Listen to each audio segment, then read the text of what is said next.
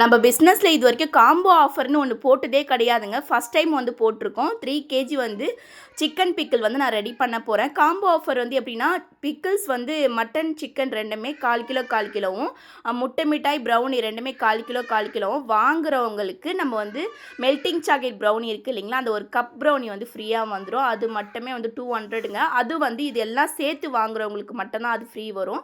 மற்றபடி நீங்கள் எல்லாமே வந்து 1/4 கிலோ 1/4 கிலோன்னு வாங்கிக்கலாம். ஆனால் தம்மடை, முட்டை மிட்டாய்லாம் 1/4 கிலோ அவைலபிள் கிடையாது. நீங்கள் மிக்ஸ் பண்ணி வேணும்னா வந்து 1/2 கேஜா கூட வாங்கிக்கலாம்.